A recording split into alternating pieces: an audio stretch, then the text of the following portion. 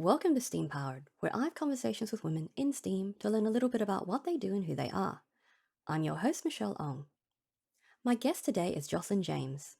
Jocelyn is an engineering manager, and as a disabled woman with a background in human rights, she's passionate about inclusivity in engineering and ensuring that those with a non-traditional path to tech have the opportunity to pursue their goals. Join us as we talk about Jocelyn's indirect route to tech, improving the tech interview experience, and how remote work promotes inclusivity.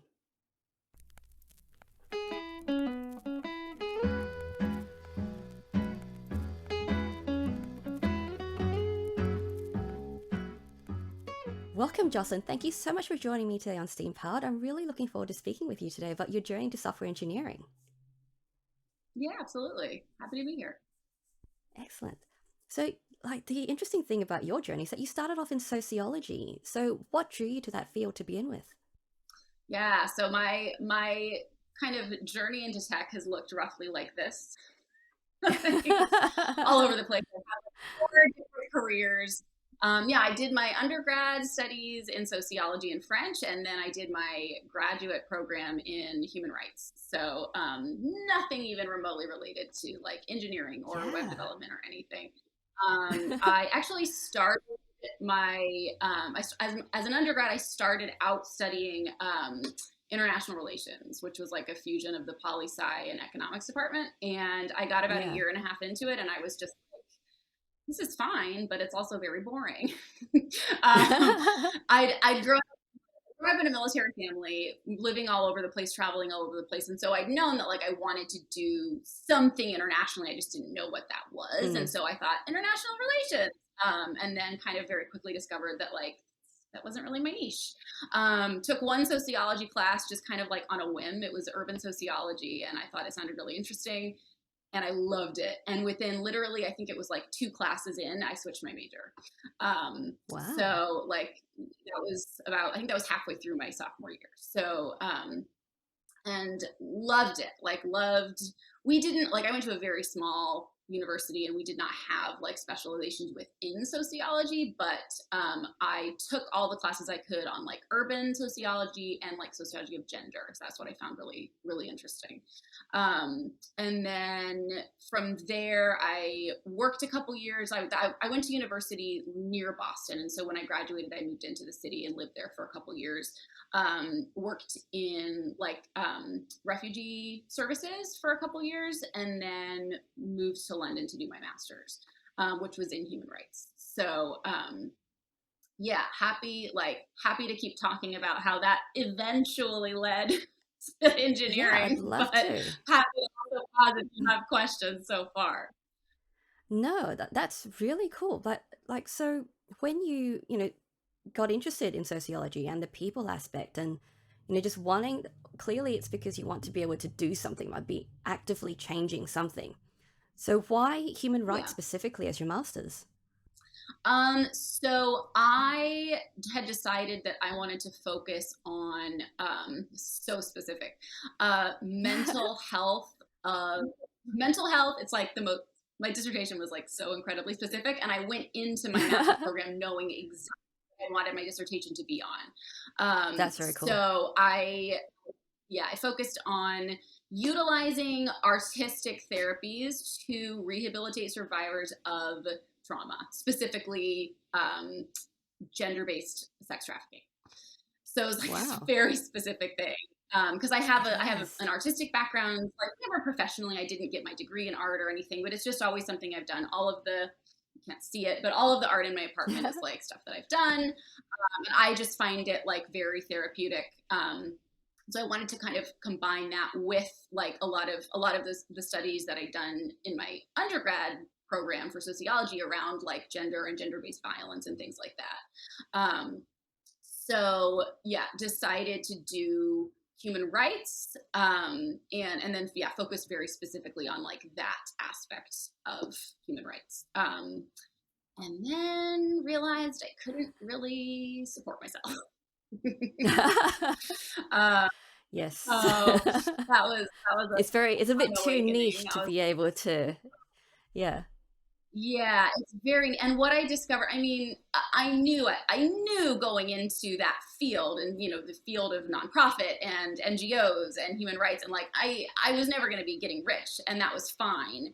Um, but kind of what I didn't realize was that like a lot of the programs for like my specialty are not even, they're volunteer based, like they're completely volunteer run. They have Wow. maybe like one or two paid people on staff, and then they have all these just like voluntary roles.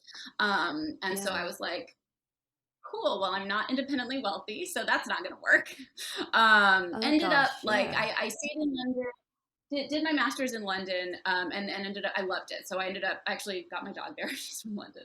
Um, Ended up being there for several years and just worked. I didn't work specifically in my field. I worked in the forensic psychiatry research unit at Queen Mary, just doing That like sounds interesting. research admin. It was, Yeah. yeah. It's very that I recently discovered that like that particular institute doesn't exist anymore at Queen Mary, Oh, which is kind of strange. I don't know why, but yeah, it was a very interesting like research project that they had. Um, did that for a couple years, and I was like, it's sort of tangentially related. It was like, I like focused on mental health in my dissertation, and I was like, okay, now I'm like working in a like psychiatry research unit. It's like sort of related. Um, but never really worked in my field. Like never, yeah. never got a job doing like doing human rights, if you will. Like, Yeah. doing research or prevention of trafficking or aftercare, any of that. And I moved back to the States in 2014, early 2014, and was like applying to all of these jobs that sounded super exciting and I was qualified for, and the pay was just abysmal. Like it was, I mean, we're talking like minimum wage. And they wanted someone with a master's degree with experience, and I'm like, you can't Oh, have both of those things. like, yeah. um, and I got very disillusioned just in general, kind of with the sector. And ended up That's kind of really, really randomly ended tough. up teaching ESL. Yeah, it was rough. So like ended up teaching ESL for a couple years, which I sort of fell into, but ended up really liking and like being very good at. But I did that for a couple years, and then I kind of felt like I'd gone as far as I could go.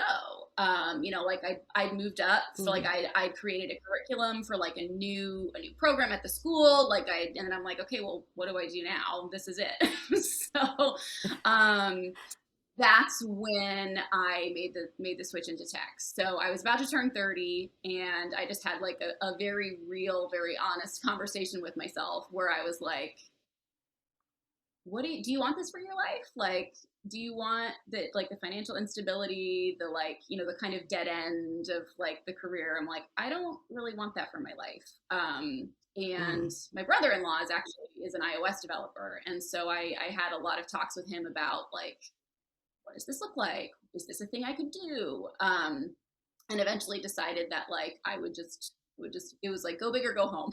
So I was like, all Yeah. right, I quit my teaching job, and I did a 4 month intensive like full time course, like boot camp as they call them. Um, and that was like end of 2016, beginning of 2017. That I did that course, and then like became a developer. So, um, yeah, and I was living in San Diego at the time. It's a very convoluted story. I was trying to move back to London. That didn't work. So finally ended up out here. I'm now in Manhattan, in New York. Finally ended up out here in 2018, fall of 2018. And yeah, have been working in tech and in software ever since. That is very, very cool and quite the journey. And it must have been very challenging spending so much time focusing on this area in human rights and not being able to apply those skills in a way that you'd like to. Yeah, it was super frustrating. I will say I never regretted what I studied, because I had an amazing Yeah. experience in my master's. Like the people I like the cohort that I studied with were wonderful. We all got along really well. We were all very close. I'm still best, like I consider some of them to still be my best friends. Had like a great like course experience.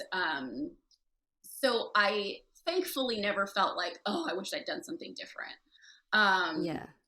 but yeah, it was very disillusioning to put in that much like passion and time and effort and money, and be like, Yeah. oh, just kidding, I can't actually support myself in this industry. um Mm. so, and like I can't actually do the thing that I thought I was going to do with my life. So that, yeah, that was hard. And there was definitely like, there was only it was a big risk what I did to do that just like massive pivot into Mm.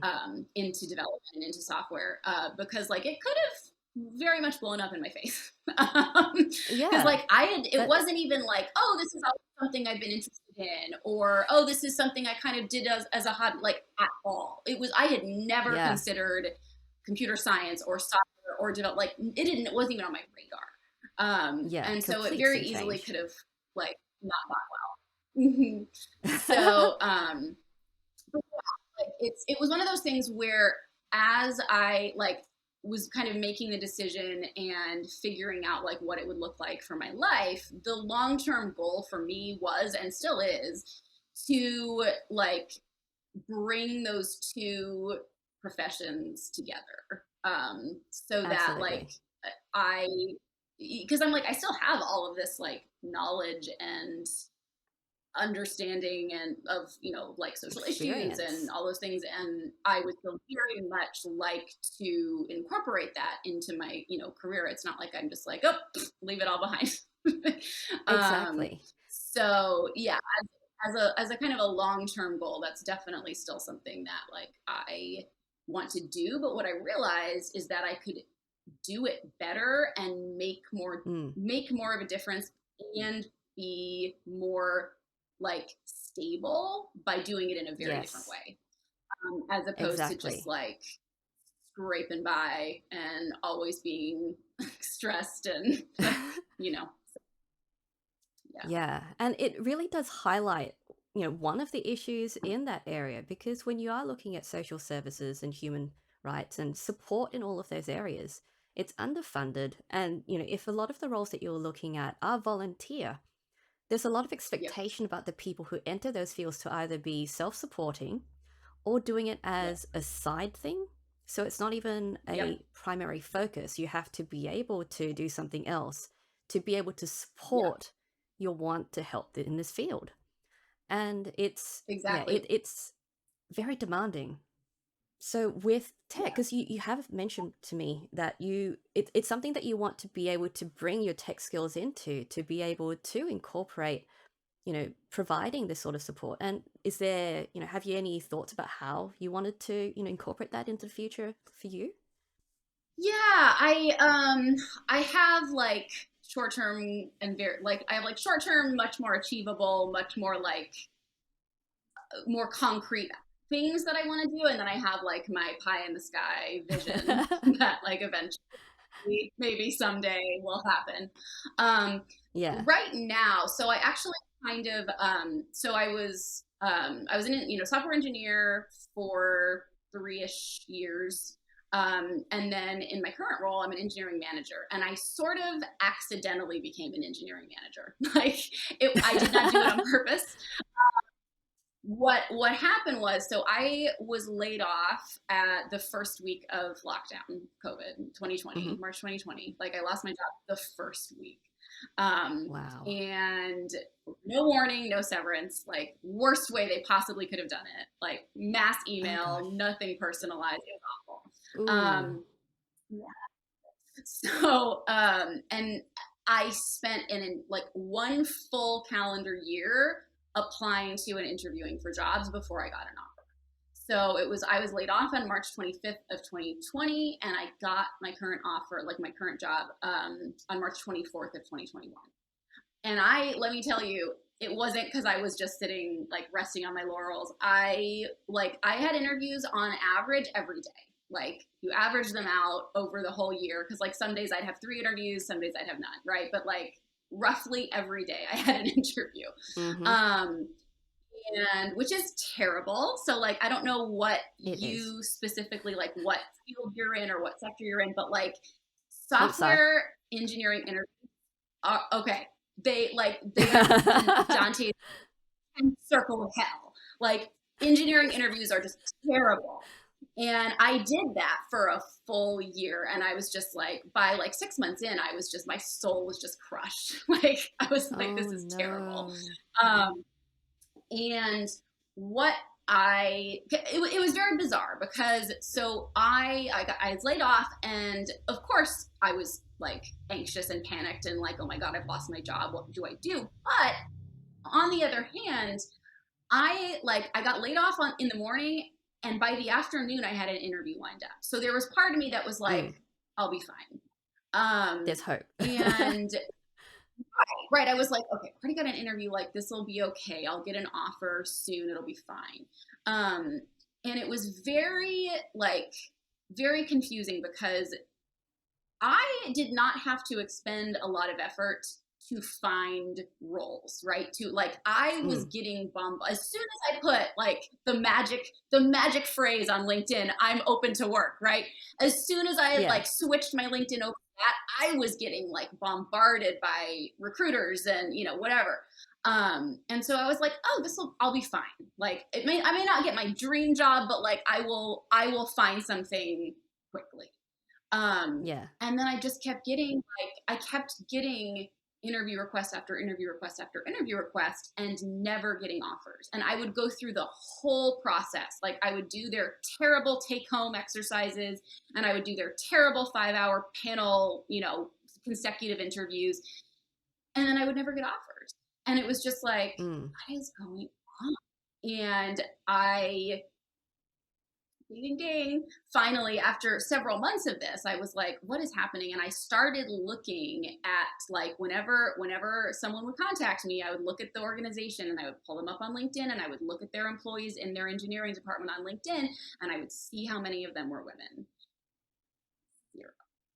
Like I started keeping track, and of the hundreds of interviews that I had over the course of a year, I think maybe 3 or 4 of them had women on their interviewing panels, and maybe an equivalent number had women on their engineering teams. And that's not like, it's not egregious if it's a startup and there's only 5 people and there's 2 engineers, right? Like, okay, well, you can't have the rainbow, like, but and some of them were like that, right? Some of them were, they were right. They were these very small startups, and I'm like, okay, it's fair enough. But some of them were not. Some of them were like big organizations, or even like women-centric organizations, like marketing products to women, and they did not have any women engineers. And I was like, oh, okay. I'm the diversity tick box. Like, look, we interviewed a woman, tick. Like, we're not gonna hire her, but we're gonna interview her. And I was just like, oh, that's what's happening here. And I'm sure that's not like the case with every single place I interviewed, but it happened often enough across a broad range of industries and whatever, that I was like, oh no, this is definitely a thing that's happening, because the interview processes are so skewed in favor of this one particular demographic, which is people who studied like computer science at college and had like, years of foundational, like algorithmic, whatever, and have all these things just like stored in their head. And that's not me. And it will surprise no one that like the majority of people who are doing computer science degrees are like straight white men. So those are the people that are like, that these interview processes are skewing in favor of. And so I'm like, okay, this is all like, I'm figuring this all out over the course of like this terrible, I called it my year of interviews, like this terrible year. And just like, kind of like with human rights, just like becoming more and more disillusioned, where I'm like, oh no, can I even round 2 do this anymore? I'm like, I'm so tired. Like, I'm just so tired. And finally, so the company that I now work for, found me on Twitter, actually. And sent me a message and said like, hey, we're looking for people. Would you be interested, et cetera, et cetera. And I was like, yeah, sure, why not?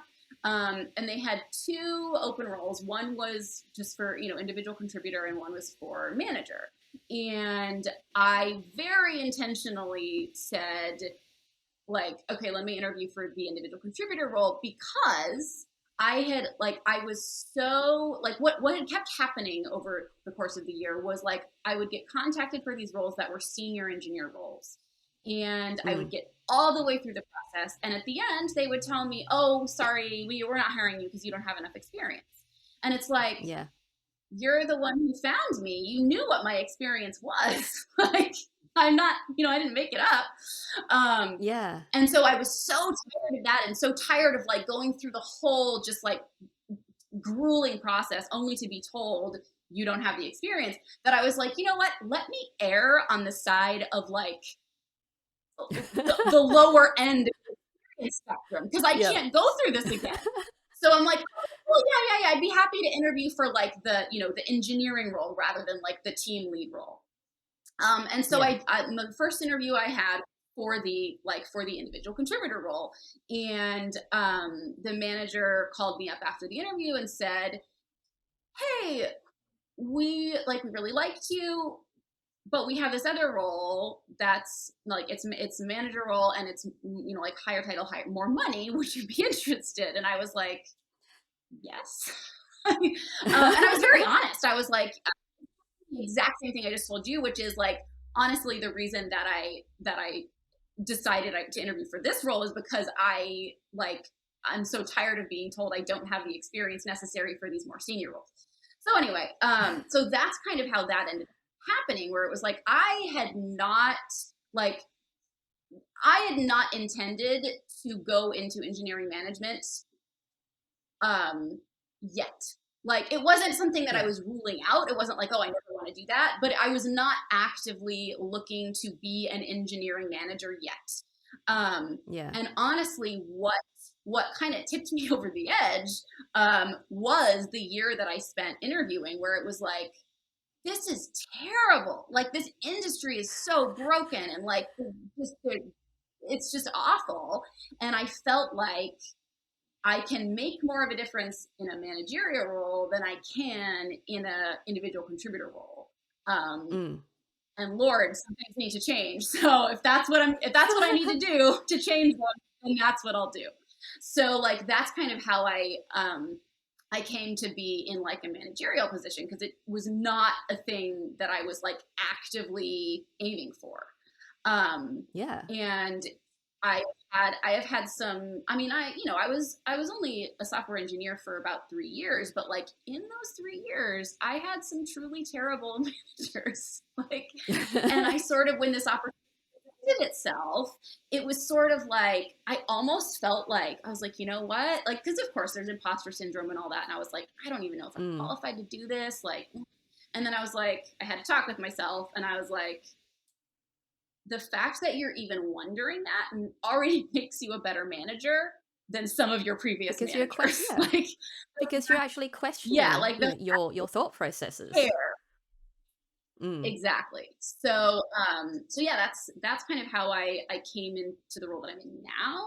And through that, like, that's sort of where what I'm making my focus at the moment, in terms of like how, human rights, or, social issues or whatever, and tech intersect, is like, at the Mm. moment I've kind of chosen to have it be at this point of like, I want to make the tech, like the interview process, the culture, that whatever, I want to make that a more inclusive, holistic space.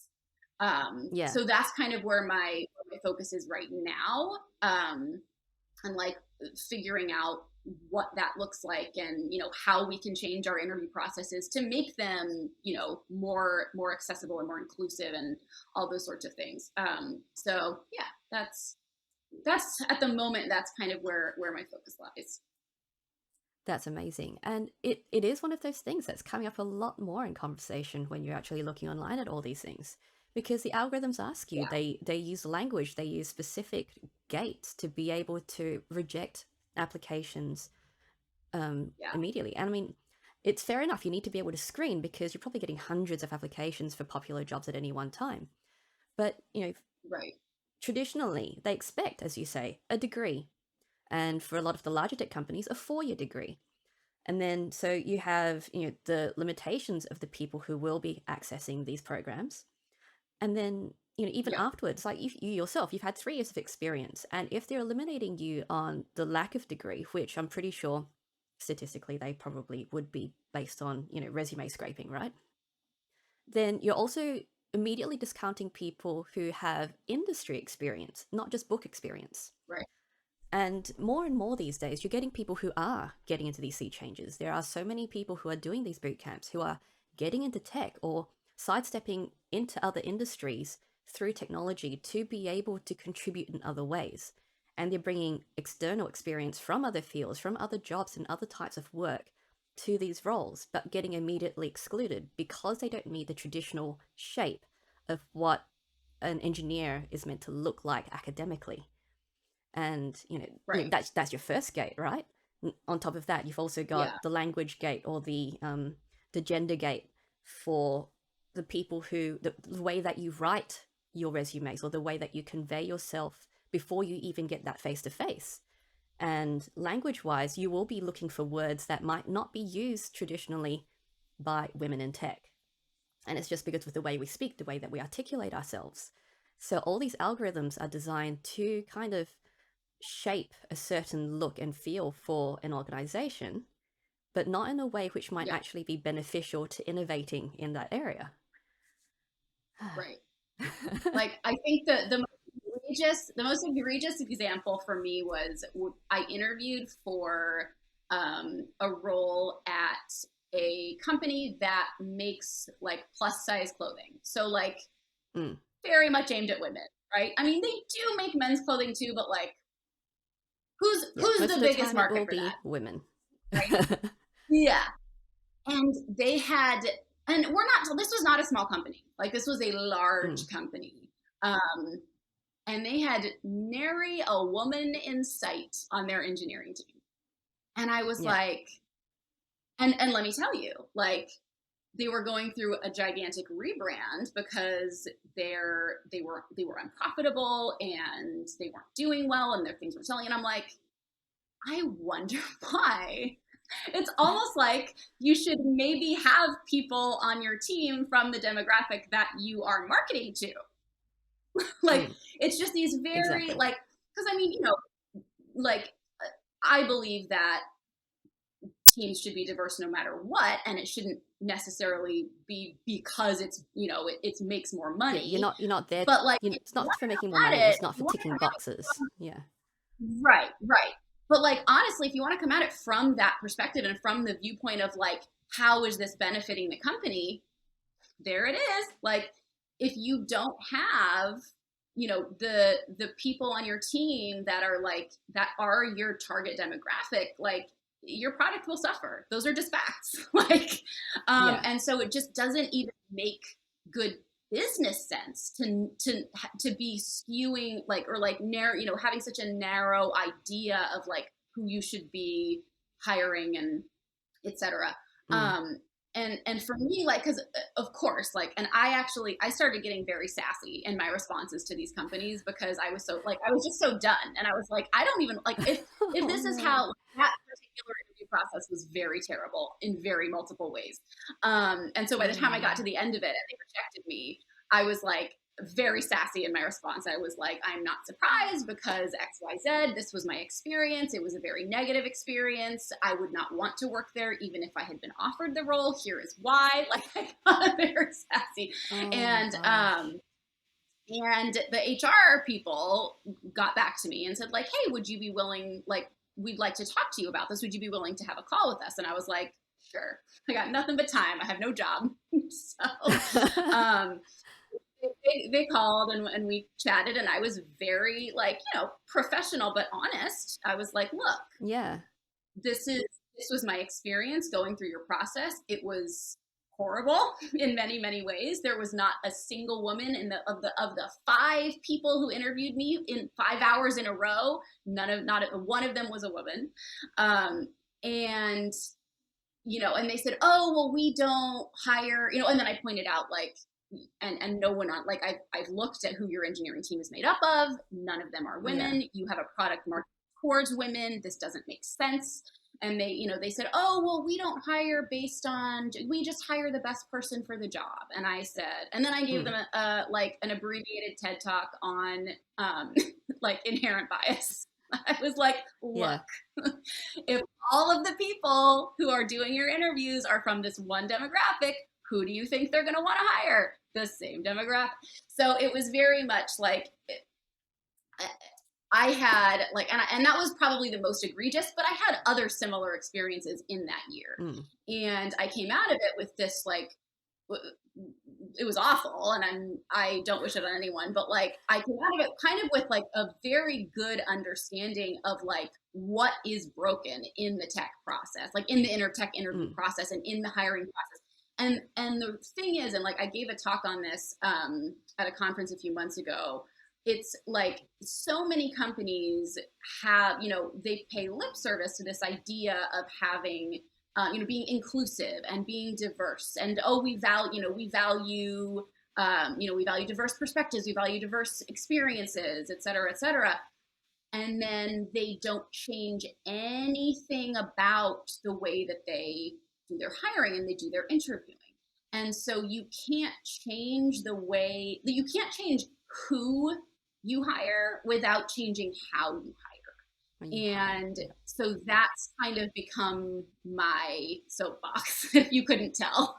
I'm like, Yeah.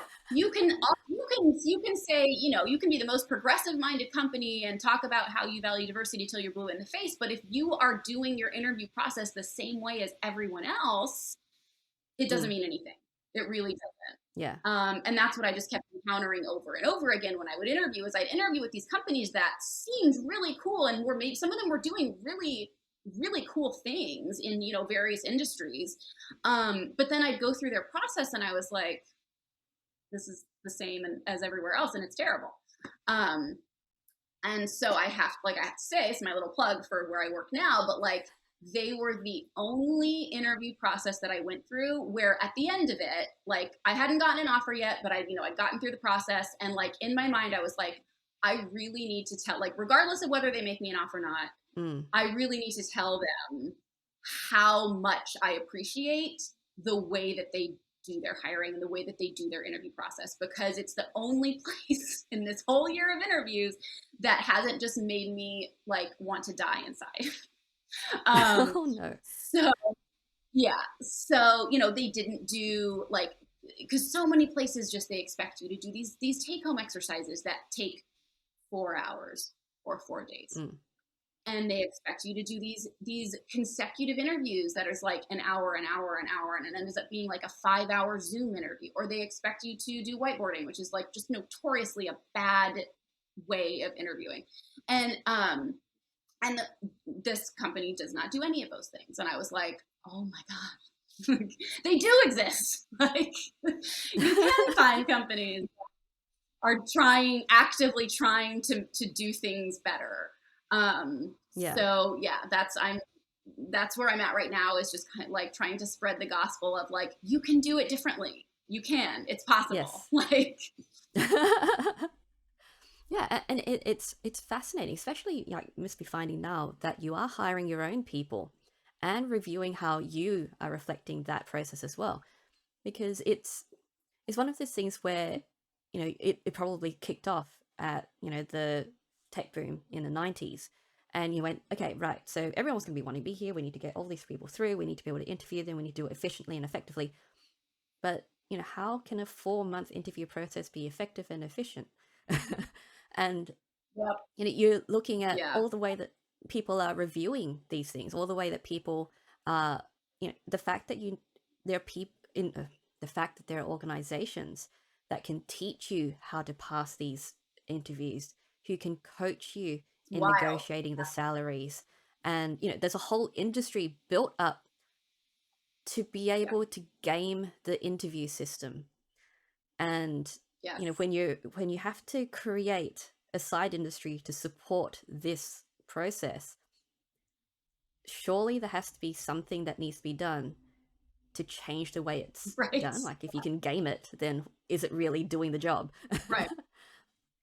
Yeah. Exactly. Oh, Exactly. And like the straw man argument that I hear all the time is like, because my soapbox specifically is like, stop doing whiteboarding in interviews. Like it's ineffective, it's stressful, it's anxiety inducing, like, and it's not a good way of gauging someone's skills in the real, like in a real life situation. Like we all yeah. Google stuff all the time, right? Like senior engineers Google, how do I center a dip, like all the time. And We're pasting so from the fact that GIFs. like the fact that you are expected in this artificial environment to just like have all these things memorized in your brain and then be able to like, put them down is just, it's just a terrible, it's just all around terrible for everyone. um Mm, and I just like that specifically I feel very strongly about, because I just think it's such a like it's just not reflective of like what the skills are that you actually need to be good at your job. mm, And there's this like, but there's this whole sector of people that is just utterly convinced that if we don't do whiteboarding in interviews, all of these fake engineers are going to get through. Like all of these, like people masquerading as programmers are going to like somehow get through the whole process and slip through and end up in these roles that, in these engineering roles without being qualified.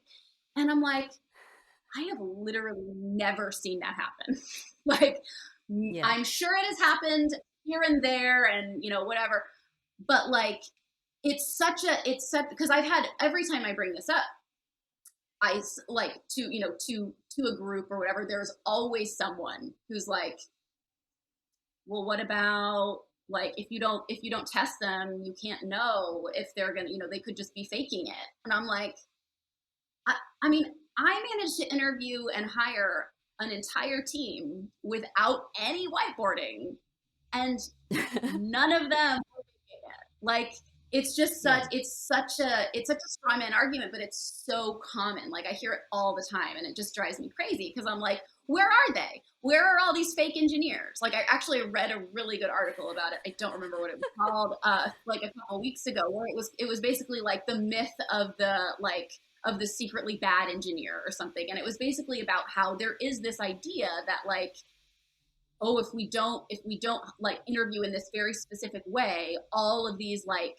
secretly terrible engineers are going to get through our process, and we'll just then end up being completely unproductive, and et cetera, et cetera. But no one actually knows of anywhere where that's happened. Like it's this kind of just like urban legend where it's just like, oh no, this is what will happen if we don't do these, like algorithmic interviews. And it's like, is it though? Like, is it? I don't think so. Oh, Yeah, yeah. absolutely. And there's so many ways to be able to kind of suss out your fakers. And even then, like, so many of the, let's see, there's a lot of imposter syndrome that happens in this space. And there's a lot of, you hear about how the men will be happy to fake it till they make it and the women are less likely to. But even Yep. then, Yep. to be able to fake that you are an engineer so well that you make it through an interview process by making stuff up, Right. it's hard work.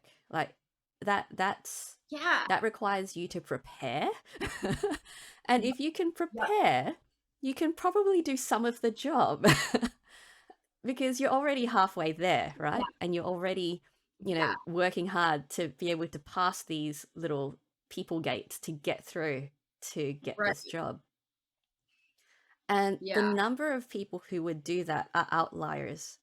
So even if you're going through an interview Exactly. process and out of 100, one person you've hired on over the last 6 years is a dud, that's still cheaper than a protracted interview process. Exactly. Yeah, it's there are so many reasons, right? Why Yeah, there are better ways to do this. Yeah, for sure. yeah. Yeah, it's almost self-fulfilling as well because you talk about how they've got all these Mhm. fears about if we do this any other way, then we're clearly going to Right. have all these problems. But we're afraid to try it the other way because the current way is sort of working for us right now. Yep. So that you can't Right. explore, you can't test your Like the hypothesis. devil, yeah. Just having such a like what's the word I'm looking for? Like protracted and gate kept and whatever process in place, like that in and of itself puts off a whole lot of people. So I mean, like I have been contacted by during my year of interviews, I was contacted by multiple recruiters from Amazon.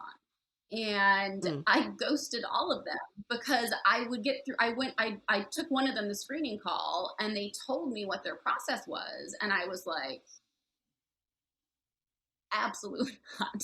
Like, I'm not doing that. I'm not putting myself through that. yeah, And so many of these companies are like that, where it's like they're self-selecting, like candidates are self-selecting out just knowing what the process is, like not even not even going through the process, but just like knowing that, like, okay, that's what I would have to do. Absolutely not.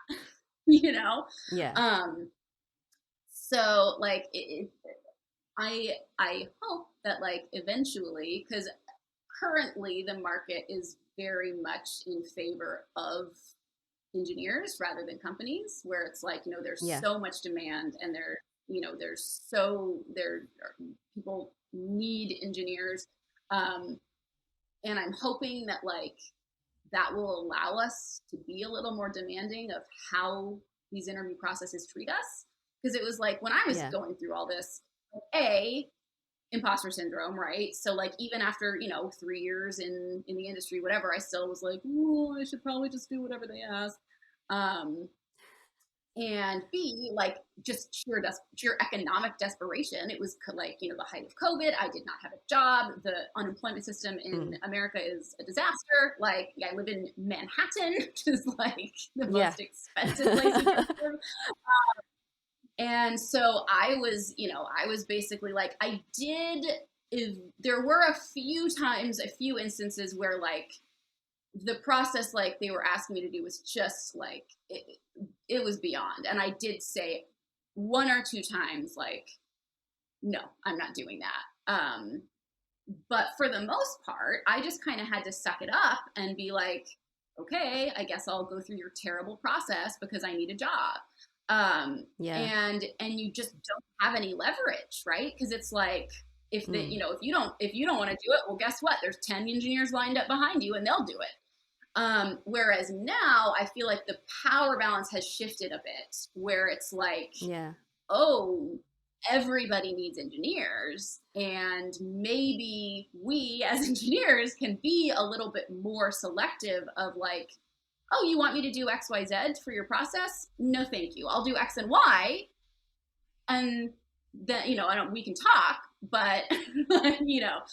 So I'm hoping that like, that will that will shift some things a little bit, because I've definitely seen conversations around, like more conversations around like, okay, this is pretty terrible, maybe we shouldn't put up with it.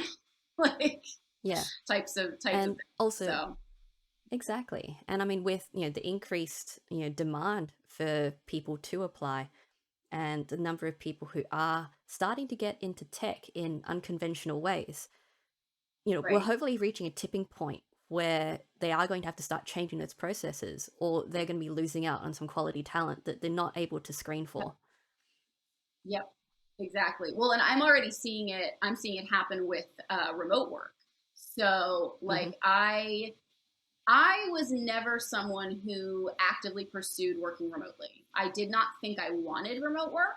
I because I blame it on like office culture brainwashing me for the first, 10 years of my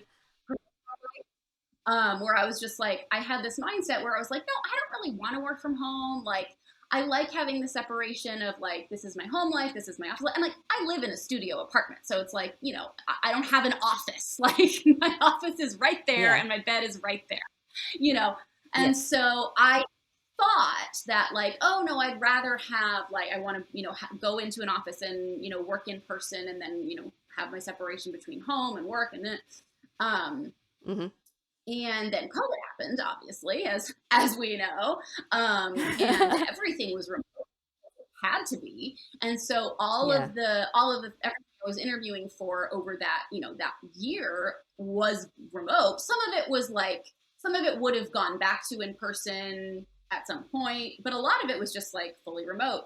And that was just the Yeah. reality. And the job that I ended up taking is fully remote. They don't even have an office in New York. Um, and so it was just kind of like, oh, this is what happened, and this is the way it is. And let me tell you, like, so it's almost exactly a year since I started working there. And like a month in, I was like, I can't believe I haven't been working from home all along. Like, working in an office is a scam. Like, not for every industry and not for every person. I mean, teaching remotely would have been terrible. Like, because I was, you know, I was a teacher for Yes. a while, and I'm like, oh, God, I can't imagine having to do that Yeah. remotely. Like, that just sounds awful. But like, there are Mm. some professions where like you do not need to be in an office, and software engineering is one of them. And it really kind of makes me mad when I think about it, because I'm like, the way like I have chronic migraines, and I have for decades. Like it's not a new thing. Um, and the way that like working from home, the difference it has made in how I'm able to like manage my illness and manage my symptoms and still work is just like, the difference is astounding. Like I don't have to Yeah. commute. I don't like, because you know, I was getting on the subway an hour each way before, and sometimes that alone was enough to give me a migraine, you know. And so it's just like the difference in quality of life that I have now that like Mm. I am working from home, and I can log on and do work when I feel well, and then log off and not do work when I feel like trash. Um, Yeah. and like that sort of freedom to do that has just like, I'm like, I feel like I got scammed for 10 years by like big office, right? Like trying to Yeah. convince me that I needed to be in the office in order to do anything. Because I'm like, oh, I will never go back to working in an office. And I sometimes like, I get, despite the fact that I have changed my LinkedIn to like, I am not looking for work, I still get bombarded, recruiters and, you know, whatever, all the time. And every so often, one will come through. One came through today that was like, this will be an in-person role. And I'm like, well, good luck filling it. Because guess what? None, none of us want to go back. Like, because we know Oh. we don't need to. That's the thing. Like, I would not mind having a position where, like, they have an office, you can go in if you want to. Maybe you go in for a meeting or once or twice a week or whatever, like, Mm. fine. But the idea that like you need to be in an office physically in order to be productive is just ludicrous. Like, and we Yeah. all know that now. And like the wool has been pulled from our eyes, and we're like, no, like we're not doing that. So I'm like, every time I see a job posting that's like, oh, you must be in like in person, I'm like, good luck. Like, because Yeah. nobody I know in this industry wants to go back to in person. So it's very, even like, even seeing that power balance shift a little bit has been like very rewarding. So, Definitely. And, you know, I've actually been freelance since 2008, working for myself remotely with, you know, yeah, clients locally, interstate, internationally.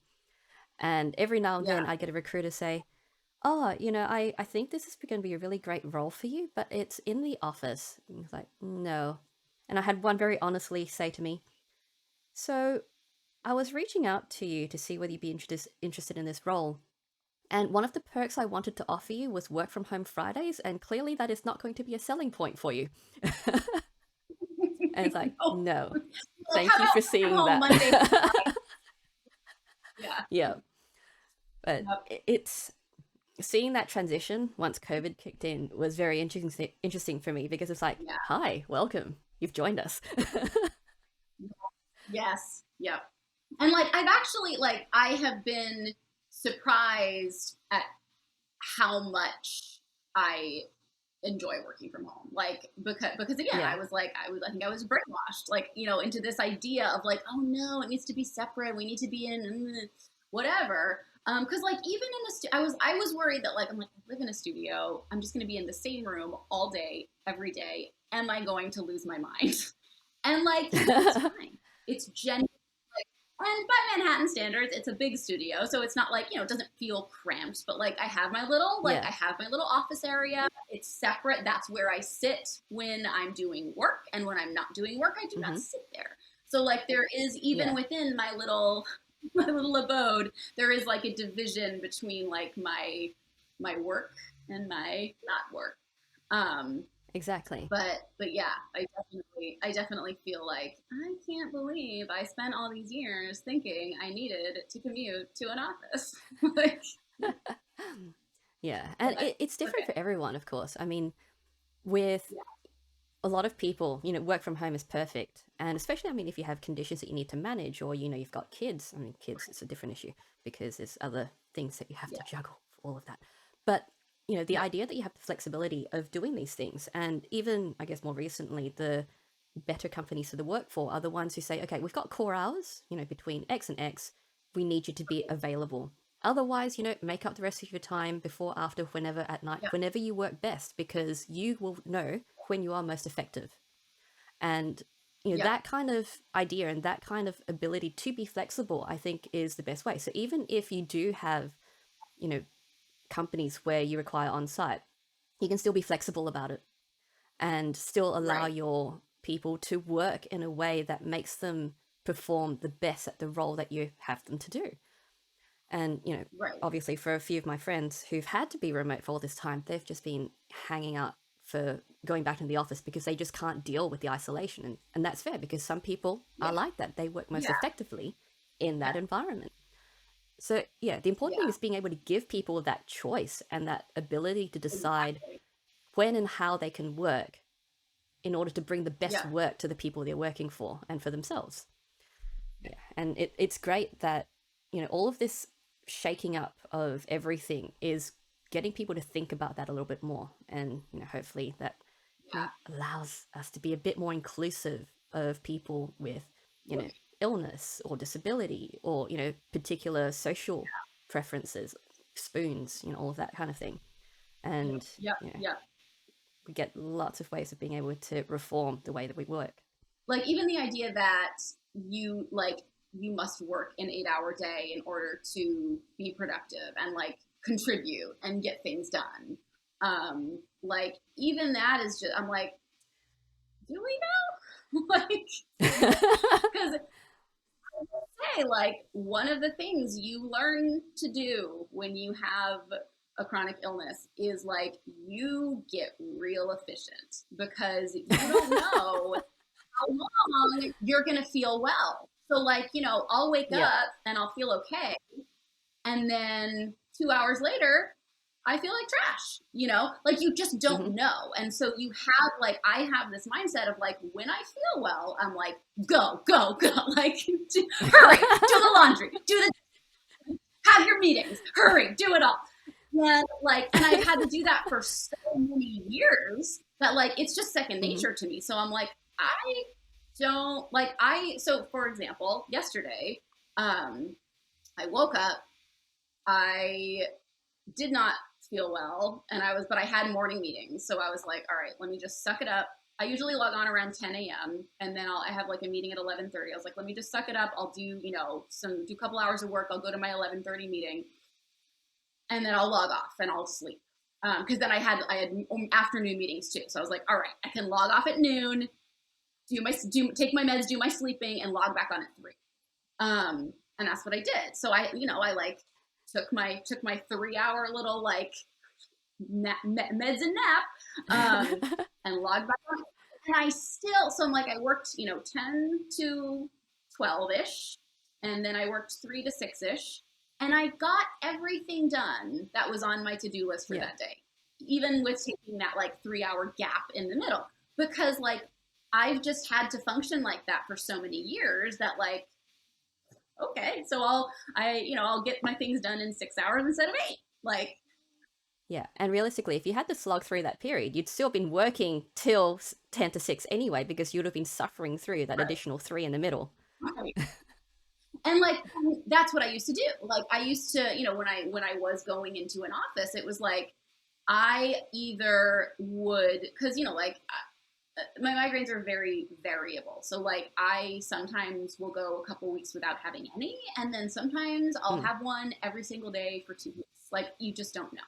And so Yeah. like obviously I can't just take 2 full weeks off work, like because I have a migraine. Yeah. So when I was working in an office, a lot of the time I would go in and I would feel a migraine coming on, and I would have to decide like, am I going to go home and lose this whole work day and have to count it as a PTO day? Or am I going to like suck it up and be miserable for the next 6 hours and attempt to Mm. at least be sitting at my desk and probably not get very much done?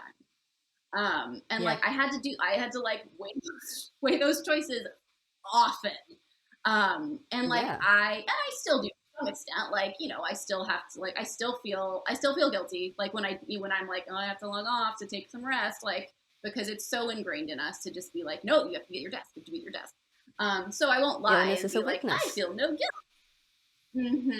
Exactly. So like Yeah. there's still like a little bit of that like residual, but in practice, I am much better able to like accommodate my own needs versus like when I had to go and be physically present in an office. So Absolutely. yeah, it's definitely has been like pretty revolutionary for me to be able to work from home and like not have to think about, oh, I'm gonna have to go back in when whenever. So yeah. Yeah. Absolutely. And I know a few people with chronic illness which are pain related. And, they struggle so much because they can't hold down a job because the pain makes them Right. take sick days. And when you take too many of those, you can't Yep. be kept on. And it's so Yep. debilitating because you want to be able to maintain your independence. You want to be able to be functional. And when your body doesn't cooperate, like, you can't help that. And there weren't any jobs before that allowed for people to have that option because, you Yeah. need to keep to those hours. So yeah, again, hopefully this is giving people more options because, you have all these Yeah. skilled people who have these conditions that just need to be managed. Right. Yeah. Yeah, exactly. It's definitely a case of like giving people flexibility allows so many more people to be able to contribute to society. Like Yeah, not exactly. having this rigid like you must an office from 9 a.m. to 5 p.m. and sit at a desk, but like not having that rigidity to it, like just allows for like so much more like societal participation even. It Um, does. so yeah, I really hope I've seen like I'm very active on Twitter and like I follow a lot of like chronically ill and disabled and neurodiverse people, and like one of the conversations that I've seen not as much recently but more towards like I would say like mid COVID on Yeah. the timeline. One of the conversations that I saw a lot was like, you know, disabled people have been asking for years to have these accommodations, like to be able to work from home and to be able to have these Mm-hmm. flexible hours, et cetera. And we were always told like, oh no, it's not possible. We can't do it. It won't work. It won't work. Yep. And all of a sudden, when we all had to do it, we all made it work. So it was Yeah. like, this kind of like, told you so. Like, why didn't you listen to us? Yeah. Type of a, And and also then like seeing like the anxiety around like, is this going to be a long-term change in our society where like we do allow more flexibility and allow more accommodation and or is it just going to revert right back to like, well, yeah. pandemic's over, time to go back to the office. So like um yeah, we'll see, I guess. Yeah, we will. And I guess if you want to look at the more penny pinching aspect in terms of, you know, needing to offer financial support and government funding to be able to support disability and illness. And, you know, you'll have a lot of people who are on these payments because they have no other choice. They want to be functional, they just can't. And the only option they have to fall back on is being supported by, you know, the system. But when you allow them Yeah. to have the independence to do these sorts of things, you're alleviating the pressure on the system. So, you know, you won't, Yeah. the funding can go to other areas that need support, because now you have this segment of your population who can now support themselves, be healthy mentally, both and physically, because they can support their conditions. And, you know, Yeah. it's only really win-win when you look at it in that perspective. But, you know, Yeah. it's one of those shifts in the way that we approach these things and the way that we approach people who do need that help. Yeah. Yeah. Well, and then of course in America, we also have the whole issue of like our healthcare is like based on employment, right? Like, Yeah. Mm-hmm. which is, I mean, I could talk for an hour and a half just about that. I have so many thoughts. Yeah, I I have think so. so many thoughts. When I was a teacher, my students, I taught ESL to adults, and my students always knew that like if they wanted to run the clock out, like at the end of class, if they like didn't want to do an assignment or like whatever, one of them would just be like, "Teacher, what do you think about the U.S. healthcare system?" And I would just rant for like 20 minutes. They knew that was like the topic to raise if they just wanted to run out the clock.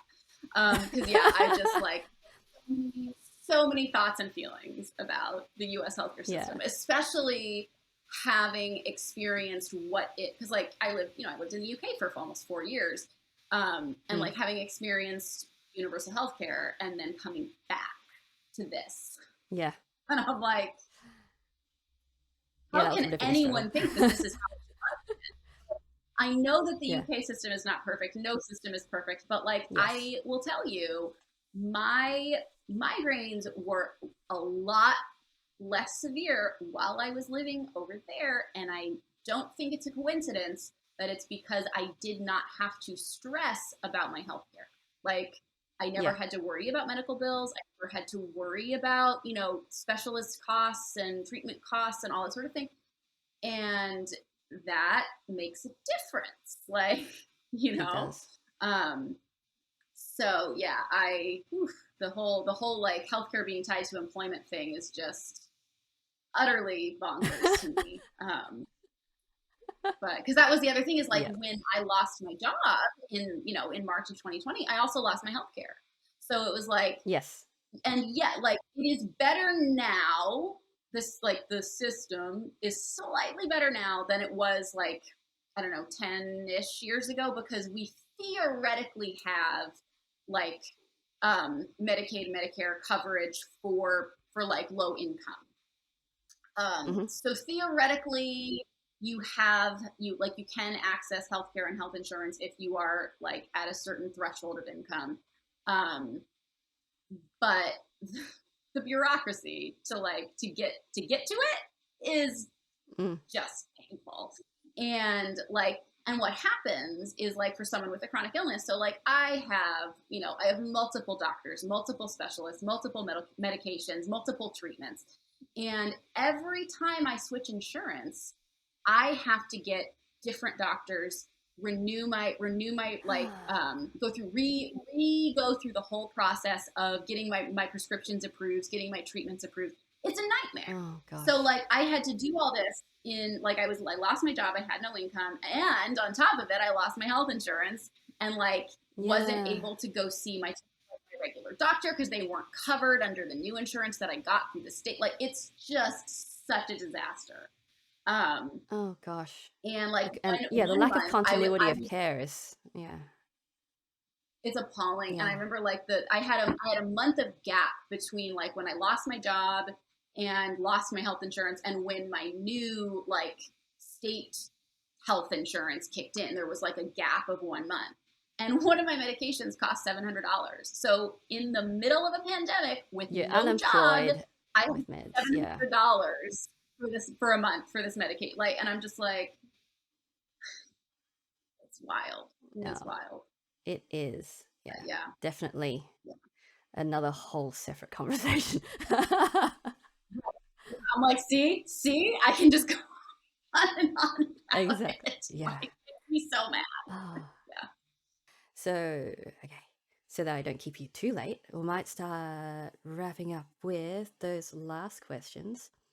Yeah, definitely something that we could go on for a lot longer talking about. There's so many fundamental issues with the systems, all over the place, right? Yeah. Especially when Yes. it's, all about a society where we need to be healthy, and Right. it is almost stigmatized to be unhealthy in any way. And it's other things. Yeah. Anyway, so moving on to those last questions. What hobby or interest do you have that is most unrelated to your field of work? Oh wow. I feel like every single one of my hobbies and interests is utterly unrelated to my work. That's why it's kind of like it's very strange that I ended up in the role that I'm in and in the industry that I'm in, is because like, yeah, none of my like interests, hobbies, whatever, are even like adjacently really related. I'm very artistic. I've at least dabbled in like most forms of artistic expression. So like I It's draw, cool. I paint, I dance, I write music, I sing, I play the piano. Um, at various times, like I go through phases, right? So like Yeah. I did a like I did a lot of painting when I was living in London and doing my master's like dissertation on art therapy. I did a lot of like artwork. I have a piano right over there. It's in my little studio. I have a little piano, but like I haven't touched it in months. So it's very much like cyclical, where I'm like, I'm usually doing something artistic, but like what that is varies greatly from year to year and month to month. Yeah, I am the And same. I Like, like, piano, guitar, ukulele, art, like it's knitting. It's cool. just, Yeah. Whatever comes to me at the time that I feel like doing. Yeah. Right. Well, and also I've realized fairly recently, like as I get older, I'm like, oh, I think I have ADHD. Like I'm like, because I'm like, well, it's just like it's talked about a lot more. I follow a lot of people on social media who are like neurodiverse, ADHD, autistic, whatever, and like the more I learn about it, the more I'm like, oh, that's me. Like, oh, I just thought everyone's brain was like that. So like I feel fairly certain that like, because that's what I'll do is like I'll find, I'll get into something and I'll get like super into it for like a couple months, and then I'm like, okay, next thing. Like, so I have like all this array of hobbies that I'm like I've gotten very into for like small amounts of time and then just moved on. But I will say, and I was realizing a couple days ago, I was like, so I read a lot. Like I would say I average probably at least a book a week, probably more. And it's funny, like when people ask me about my hobbies or about like my interests or what I do in my free time, I never say reading, because I think it's like it's such an inherent part of me. I don't even think of it as being like a separate activity that I do. It's just like, oh no, this is just a thing I do every single day. Like, but yeah, reading. I read a lot. I read mostly horror and like dystopian, post-apocalyptic fiction. That's like my Gosh, that must have genre gotten a of bit choice. close over the last few years. Yeah. In fact, I was reading. I read so many of the same genre that sometimes they kind of like blend together. Blow So I don't together. even Yeah. remember what it was called, but like at the height of COVID, I happened to be reading this book about like a plague, and I was like, I got partway into it, and I was like, this is a little too real. Like, I don't know if I want to be reading this. But I was like, well, I'm in it It's like, now. I'm I committed. don't need So I this. finished. Yeah, I'm like, this is a little close to home, but Yeah. Yeah, a lot of reading, a lot of I also love like horror media in general, so like shows, movies, like all of the Cool. things, all of like yeah. Did you watch the remake of It? Oh yes, absolutely. Yeah, it's very Oh good. gosh. I was gonna say, interestingly, I didn't like as a child and as like even as a young adult, I was not like I was horrified by horror when I was young. So it wasn't something like I found it very frightening, very upsetting. It wasn't something that I got into until probably the last like 15 years. So a Yeah. lot of the stuff that's like that, anything that came out like pre 2009 I probably haven't seen. But like anything that came out since, especially in the last like 5 years, oh, I've seen it. Like in fact, Oh during the gosh. pandemic, it's still the pandemic, but during 2020 when I was unemployed, um, Yeah. I was watching so much like TV and movies, and so much of it was so similar because I tend to stick within Mm-hmm. that genre, that I was like I would forget what I'd seen and I'd rewatch it, and so I had to start a spreadsheet of like all of the movies and TV shows that during 2020 so that I could keep track, so that I could like if I was Oh like, have I wow. seen this? I could just like go to my spreadsheet and like look it up. Yeah. There are definitely a few Yeah. films in specific genres where, you know, they're all so similar, and you start watching going, I'm pretty sure I've seen this, but now I can't remember. Yeah. Yeah. Like if you were like me, watch like all of the same Yeah. type of media all the time, like they just start to blend together and you're like, did I already see this? I don't know.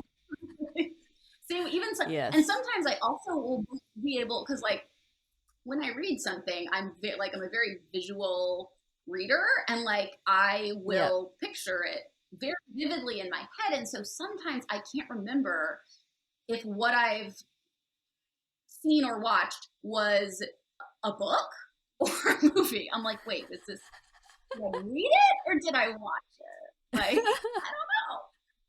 Sometimes both. That's cool. So yeah, Yes, sometimes both. But yeah, yeah, as a kid, I was pretty squeamish, and I thought that I yeah. would kind of, shock therapy myself out of this by rewatching the TV series of It over and over and Oh over. no. It didn't work. Still I squeamish, was gonna less say I squeamish don't than I think used to that be. works. Yeah, No, it was an experiment that just didn't pan out, and now clowns are a bit failed problematic. experiment. Yeah, But yeah. but when the new It came out, I saw the trailer and I went, shit, well, given my background with It, should I rewatch this? And I saw the trailer and I just went, nope, nope, nope, nope, nope, straight out of that. And I went, it looks amazing. Fair enough. It looks absolutely incredible. I think Yeah, they would have done a fantastic job, but nope.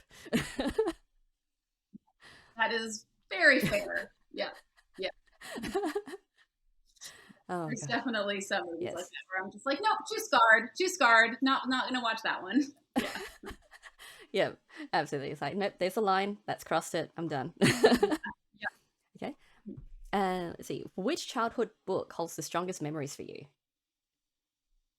Oh God. Well, as mentioned, I'm like am and always have been Avid an reader. avid reader. I was like the kid in lit class who had already read all the books and was like, teacher, give me something else to read. Like everyone hated because I was like, I already read that.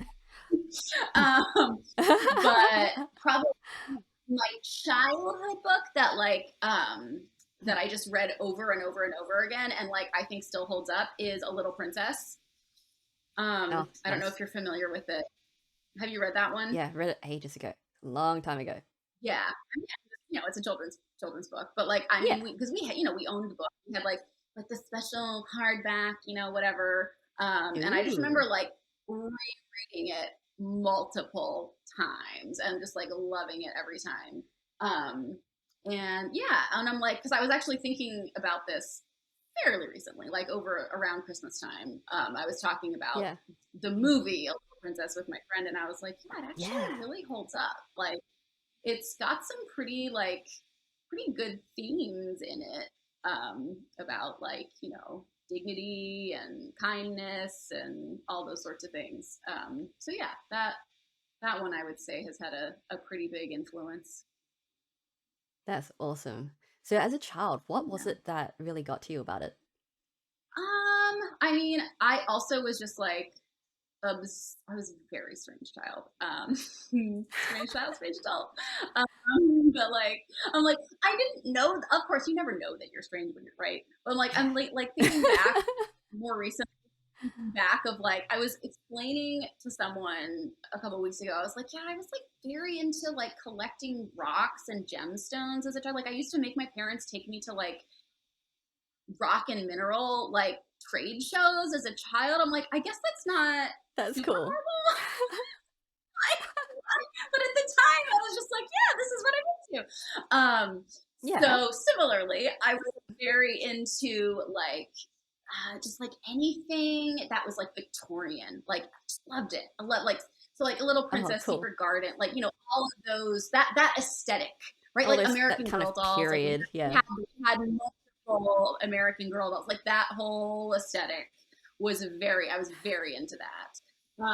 And that just like a Little Princess just like fed right into that. It was like all of the things.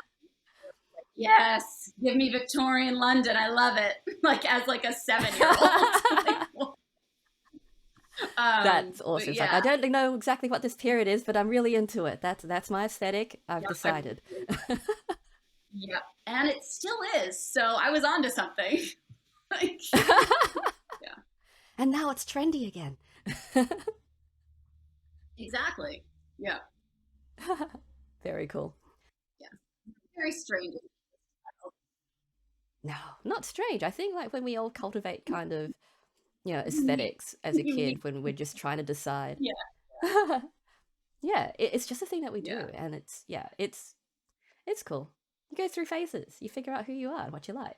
yeah, yeah.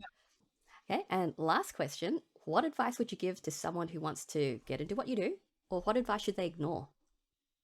Yes. I mean, I would say that what I tell anyone who asks me about getting just more generally about getting into tech, not even necessarily like in my in this particular role or whatever, Yeah. um, is like tech is a ginormous industry, right? Like the word tech is just like an umbrella term that we use for this like huge industry that contains just a myriad of like roles and skills. And so like what I try to remind people when they ask me like, or if they even mention like, oh, I'm like thinking about maybe getting into tech, I'm like, there is a place for you in tech.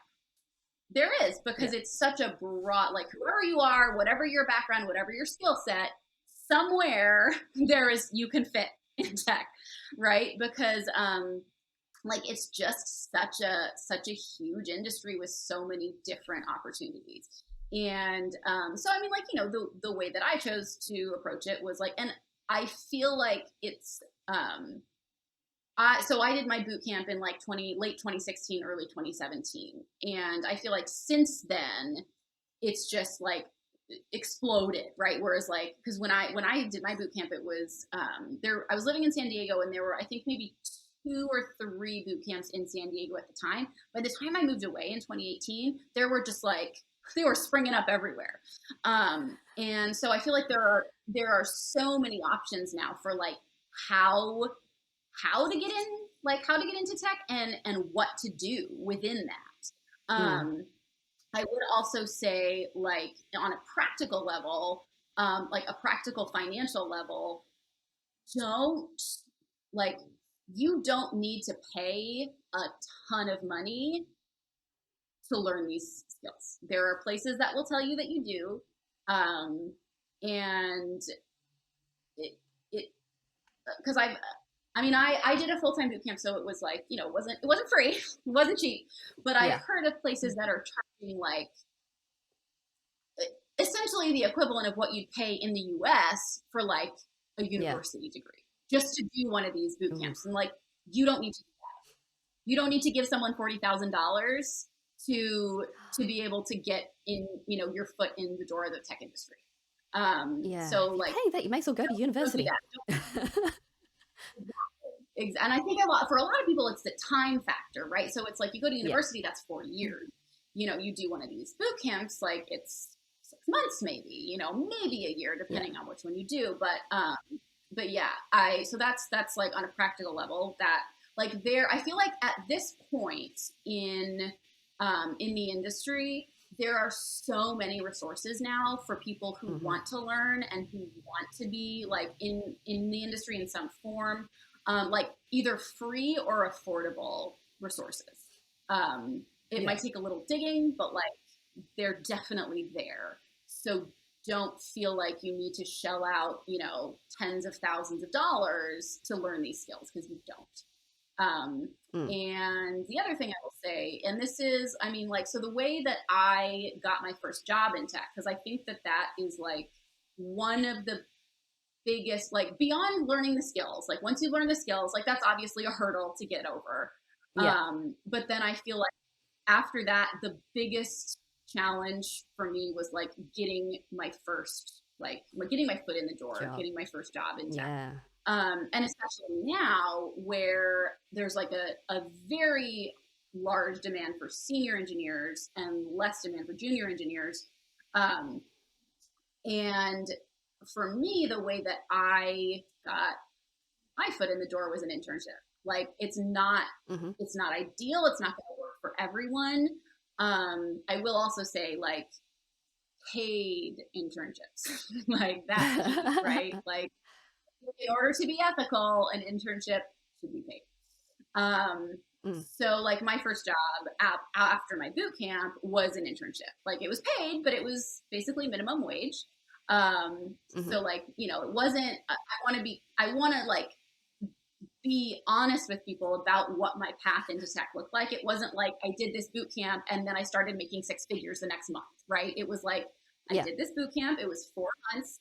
Then I got an internship, like a part-time minimum wage internship, and I did that for a Mm-hmm. year. And then then I moved out to New York, and then I got like a contracting role that was like, much like full time, much better pay, but still a contract, still hourly, right? And it Yeah. wasn't until 2019 that I got like, so I finished my boot camp in 2017, and in 2019 was when I got my first like salaried benefits job in tech.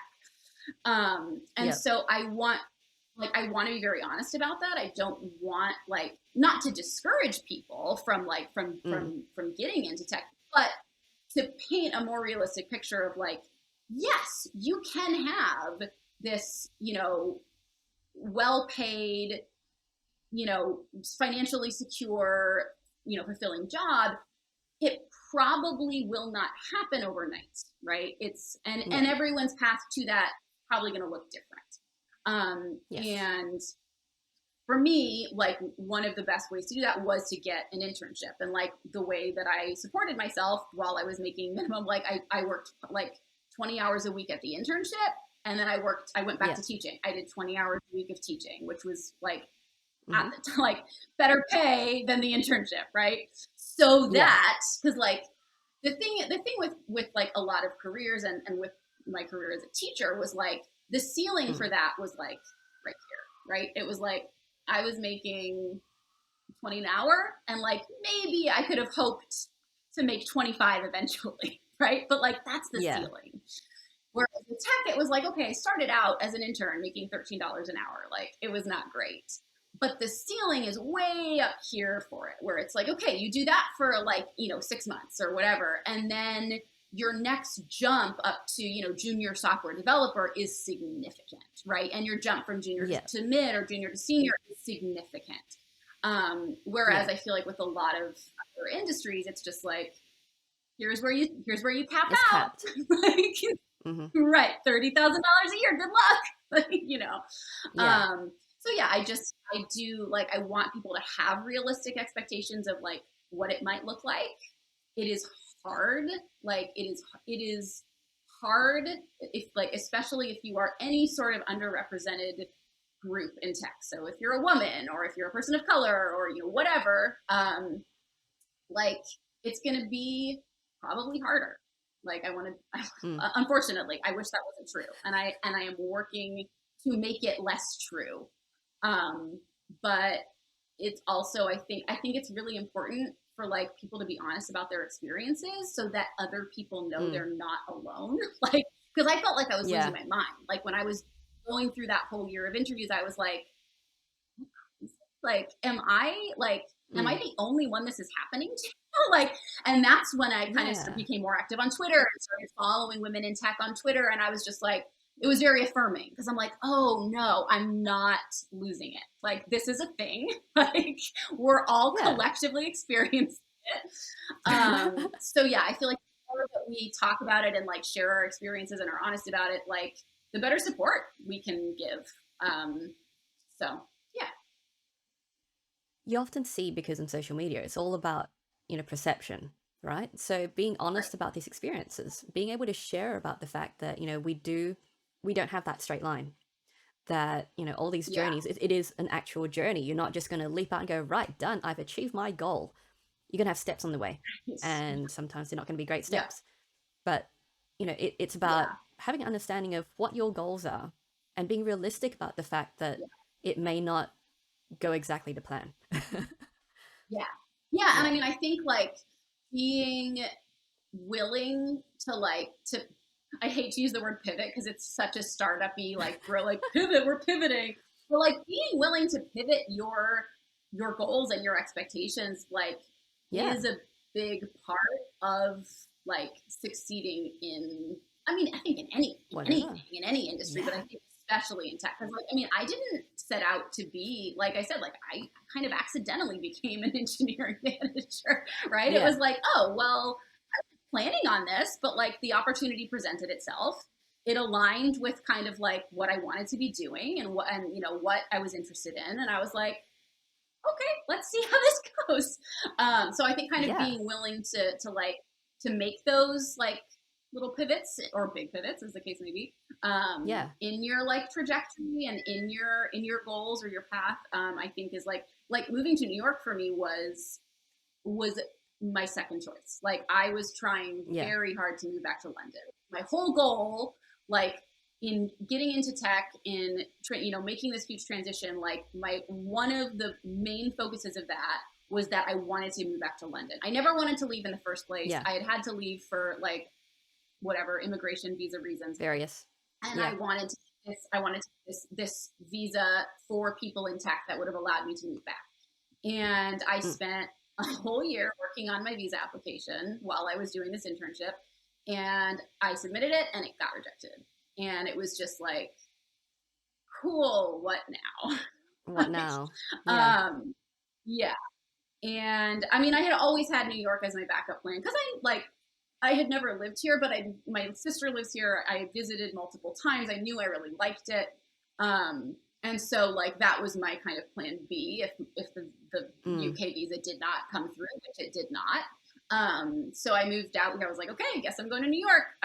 Moved out here and like was a little worried that it was always going to feel like my second choice, and it kind of felt like, I'll be honest, it kind of felt like giving up. Like when I got the visa rejection and I was like, cool, I guess I just have to live in New York now. Like it was very hard for me to accept that and to not Yeah. just because I'm very stubborn. Like when I set my mind to something, I'm like, no, this is the thing I will do.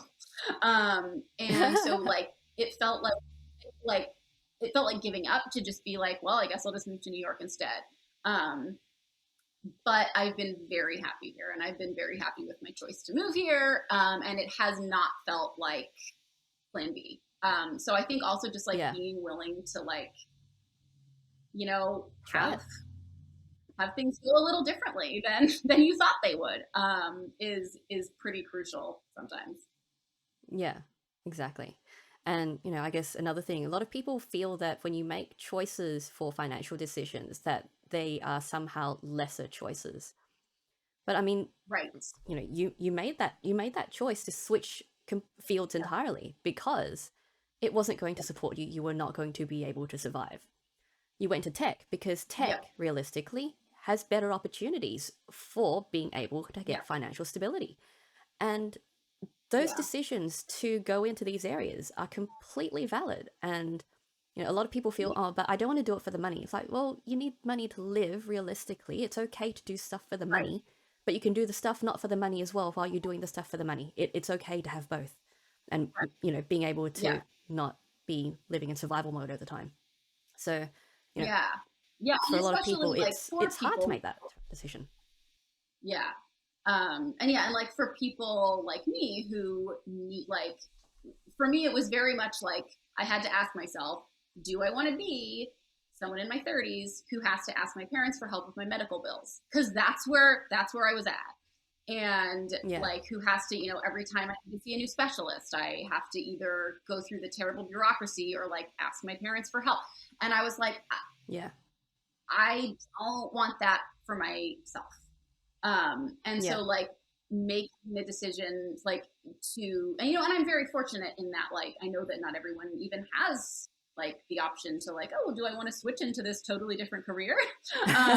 So like, I know Yeah. that I'm very fortunate to have had that option. But yeah, I mean, I and like, I'm very honest about like when people ask me like, oh, why did you get into tech? I'm like, I wanted financial stability. Like, I wanted financial stability, Yep. and I wanted a career rather than like a series of jobs, which is what I had up to that point. Yeah. And yeah, like you said, I think that like that's the perfectly valid reason like to do something, right? Is because like Yeah. you want to be independent, you want to support yourself, you want stability. Like, I think that's completely valid. So yeah. Yes. Amazing. Okay, well, we might wrap that up now since, yeah, going for ages. Could keep talking, but yeah, it's getting a bit late for you.